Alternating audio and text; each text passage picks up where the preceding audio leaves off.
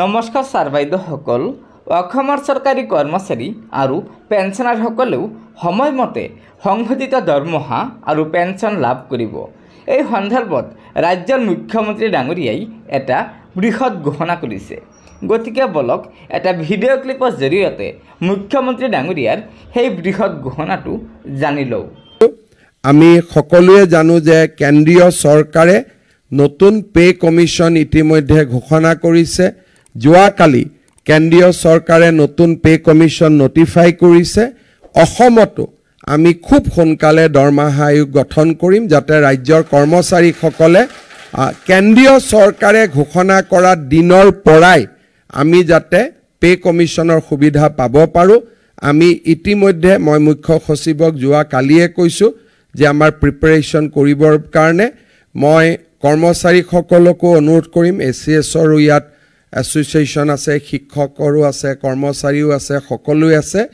আমাৰ pay কমিশ্যনৰ terms of ৰেফাৰেন্সৰ ওপৰত আপোনালোকৰ যদি কিবা পৰামৰ্শ আছে, আমাৰ মুখ্য সচিবক অহা 15 দিনৰ ভিতৰত আপোনালোকক দিবৰ কাৰণে অনুৰোধ কৰিম, যাতে TORখন আমি ভাল কৰি বনাব পাৰোঁ, টাৰ্মছ অফ ৰেফাৰেন্সখন আমি ভাল কৰি বনাব পাৰোঁ। কাৰণ আমাৰ কৰ্মচাৰীসকলে পে কমিশ্যন হোৱাৰ বহুত দিন পিছলৈ দাবীবোৰ আনি থাকে। চেণ্ট্ৰেল গভৰ্ণমেণ্টৰ নিয়ম হ'ল যে পে কমিশ্যনৰ যি হৈ গ'ল তাৰপিছত ইট কেনট বি ৰিঅ'পেন। কিন্তু আমাৰ ইয়াত সেই কথাটো নহয়, পে কমিশ্যনতো যাব, তাৰপিছত মুখ্যমন্ত্ৰীৰ ওচৰতো আহিব। এইবাৰ আমি ভাবিছোঁ যে যি হ'ব পে কমিশ্যনত হ'ব, দিব নিদিব it will B A decision যিটো মুখ্যমন্ত্ৰীয়ে নলয়, যিটো পে কমিশ্যনে ল'ব। সেইকাৰণে আপোনালোকে যিমান আপোনালোকৰ ক'বলগীয়া টাৰ্মছ অফ ৰেফাৰেন্স আছে আপোনালোকে এইবাৰ পে কমিশ্যনক দি দিয়ক, যাতে আমি এখন ভাল পে কমিশ্যন, গভৰ্ণমেণ্ট অফ ইণ্ডিয়াই 18 মান্থছৰ সময় দিছে আৰু 18 মাহ এটা ভাল সময়, 1.5 বছৰ সময়। হিয়াৰিং ল'লে, শুনিলে সকলো সমস্যা সমাধান হ'ব পাৰে। সেইকাৰণে মই আপোনালোকক পে কমিশ্যনৰ ক্ষেত্ৰতো আজিৰে পৰাই মুখ্য সচিবৰ লগত আলোচনা কৰি টাৰ্মছ অফ ৰেফাৰেন্স দি দিবৰ বাবে মই অনুৰোধ কৰিম, যাতে আমি এই সমস্যাবিলাক এটা শৃংখলাবদ্ধভাৱে আমি সমাধান কৰিব পাৰোঁ।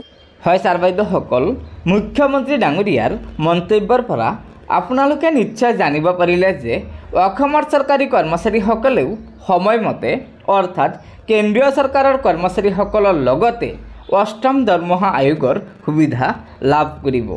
কিয়নো মুখ্যমন্ত্ৰী ডাঙৰীয়াই ইতিমধ্যে 8ম দৰমহা আয়োগ গঠন কৰি দিছে। গতিকে এয়া নিশ্চয় ৰাজ্যিক কৰ্মচাৰীসকলৰ বাবে মুখ্যমন্ত্ৰী ডাঙৰীয়াই এটি বৃহৎ সুখবৰ দিছে। গতিকে লগৰ বন্ধুবৰ্গক ভিডিঅ'টো শ্বেয়াৰ কৰি আজিৰ এই সুখবৰটো জনাই দিব আৰু নতুনকৈ অহা ছাৰ বাইদেউসকলে অনুগ্ৰহ কৰি আমাৰ এই চেনেলটো ছাবস্ক্ৰাইব কৰি ল'ব। ধন্যবাদ। জয় আই অসম।